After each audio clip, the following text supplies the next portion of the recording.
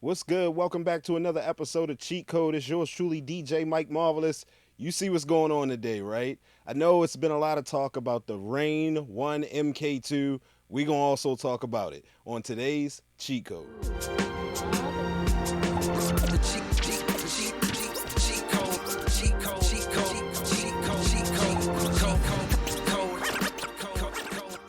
All right, so as you can see, the RANE One MK2 has dropped, and everybody's kind of excited about it. We're gonna go a little bit more in depth about what's the difference between the RANE One MK1 and the RANE One MK2. Right? I'm gonna show some differences. We're gonna compare a couple of them and go from there. But before we get there, let's talk about what's inside of the box. So when you open the box of the RANE One MK2, you get the controller, the RANE One MK2. So shouts out to you for copping the MK2. There we go. You also get the power cable. You get a USB to C cable. So it's a USB to USB-C cable that you'll be hooking up with that RANE 1. You also get 2 black slip mats. So you get your slip mats for your decks. And then you get 4 control disc washers. We'll talk more about those washers and how they're important to what's going on in the new upgrade.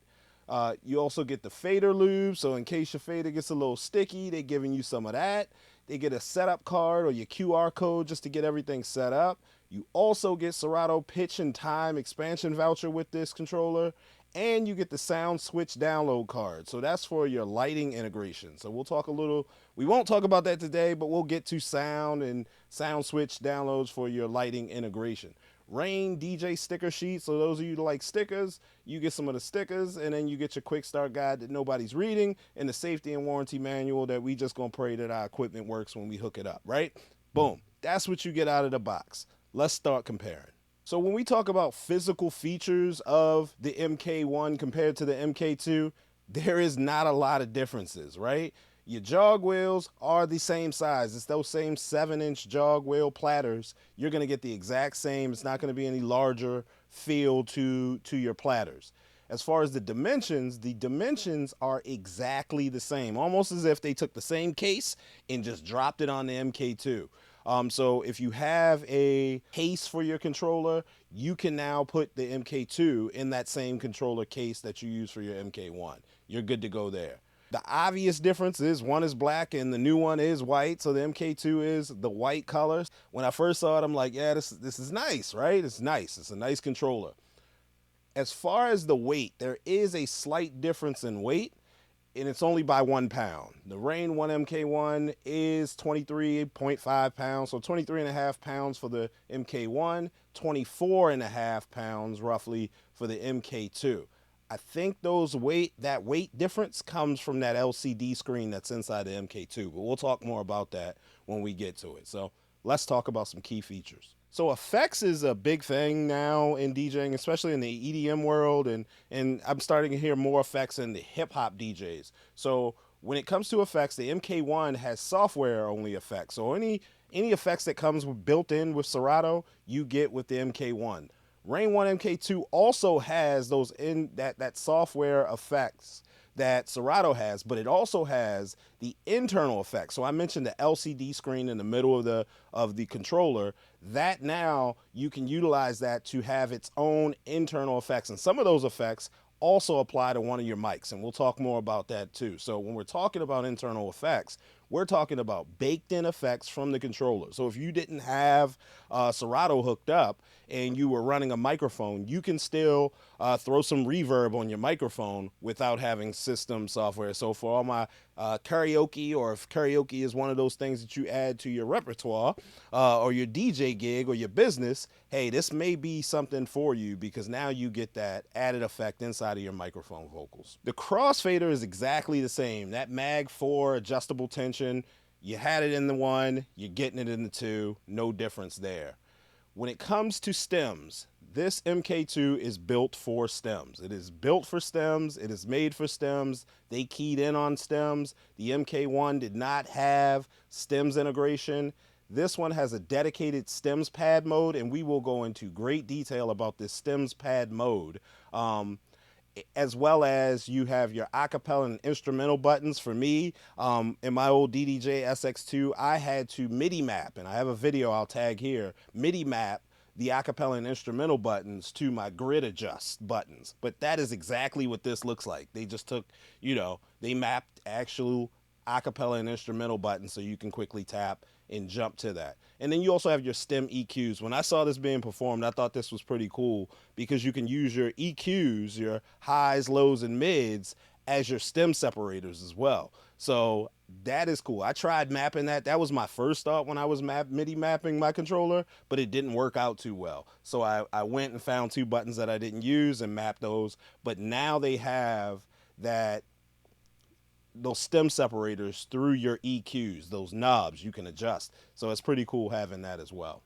So in the upper right-hand corner of each section of your decks, you'll see that dedicated pad mode up there at the top right-hand corner. It's 4 buttons on each side. This you can utilize to be your dedicated pad mode, or what they call, you can really program it to do a number of things. You can use it for hot cues. You can use it for your scratch banks. So scratch banks come with this one. I just did a video about scratch bank not too long ago. So this controller actually has scratch banks built into it. It's an awesome feature. Go check out that video. You can use your samplers. So when I saw this, I'm like, yeah, I would definitely put my samplers in here.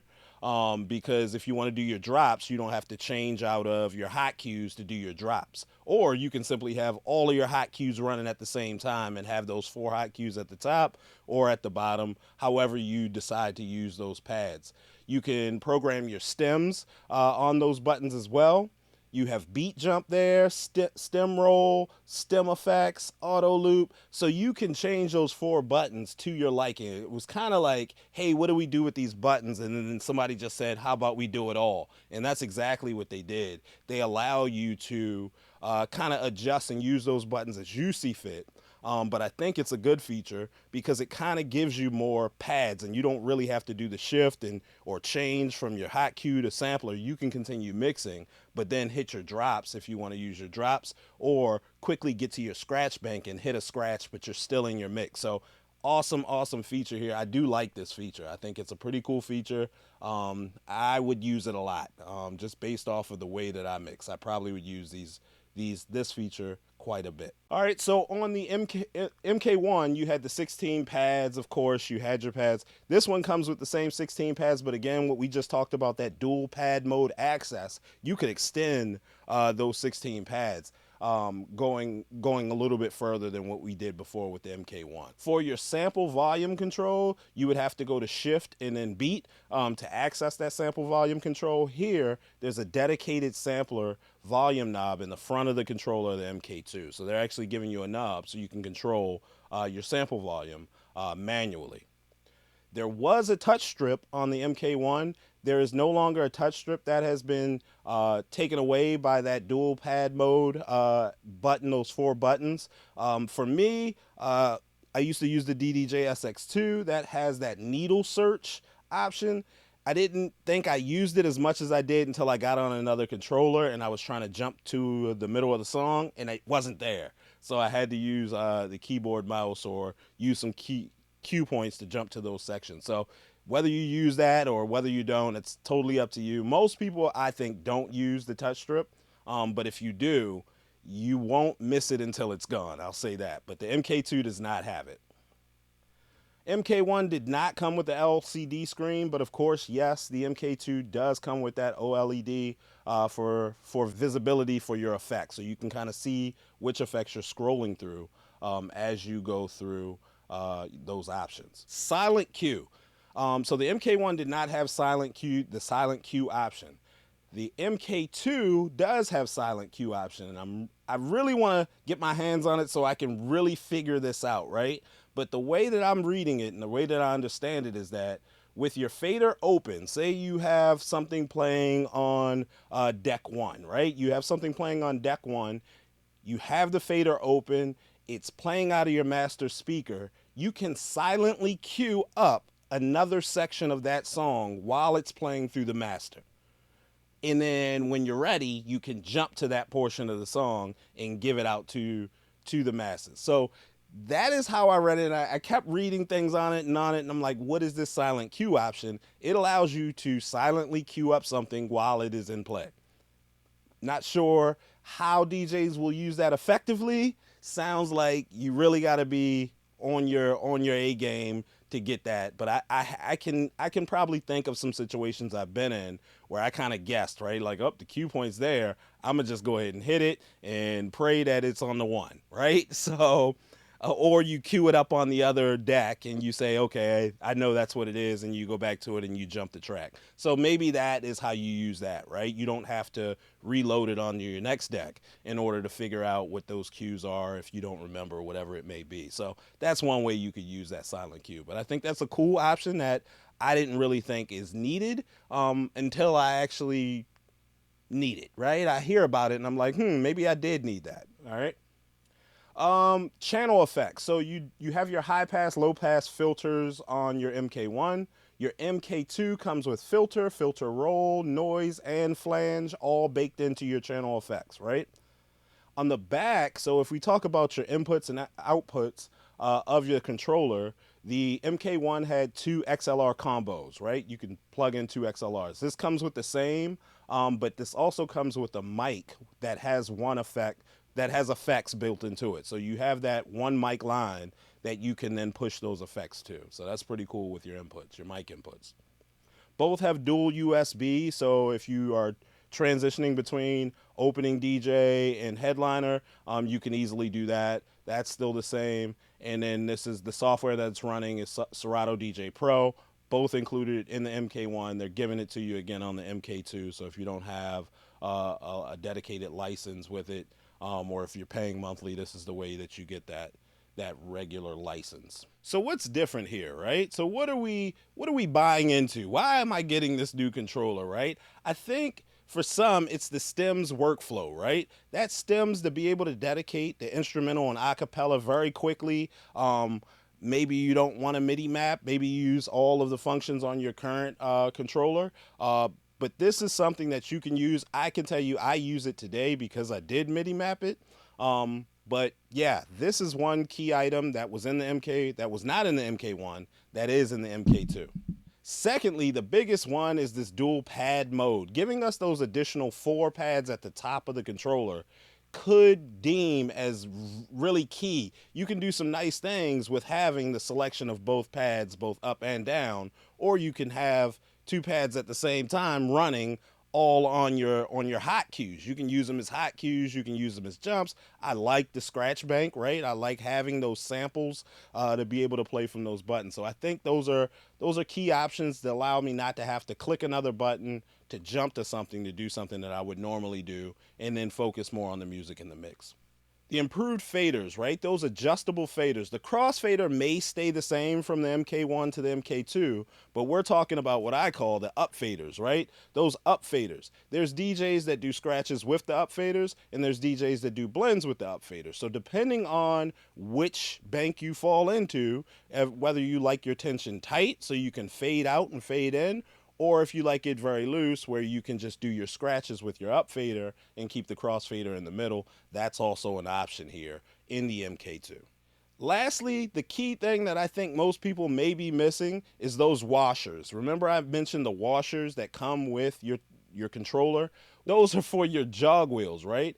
This is so the MK2 feels a lot more like turntables than the MK1 did. They added these washers. So as you get that better responsiveness from this controller, the MK2 added some washers to give you a different feel for the MK2 versus the MK1. So minor, but I think with the feel and it's feeling more like turntables, RANE ONE MK series period was built to mimic turntables. So as you can see, they're adding that touch and feel for those turntables as well. Look, right now at the time of this video, the pricing is about the same. So when the MK1 came out, it was about $14.99, and now that the MK2 is coming out, it's $14.99 as well. So both price points are exactly the same.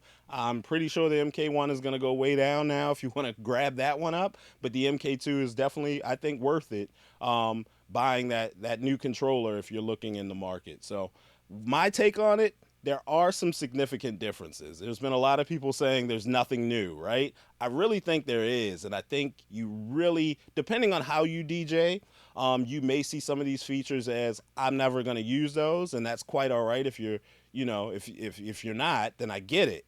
But if you are, if you're really big on stems, if you're really big on being able to have different cue points and scratch banks and things like that, we're going to kind of the next level of DJing, kind of pro level DJing. I think the MK2 definitely is worth it and packs the punch. I think the price point is about right, about $1,500 for a new controller. That's what for some of us that's 1 gig, right? Maybe for others it's 2, maybe 3, depending on where you are in your DJ career, right? Maybe it's a half a gig. I mean, some of y'all balling out there. Like $1,500 for the new controller.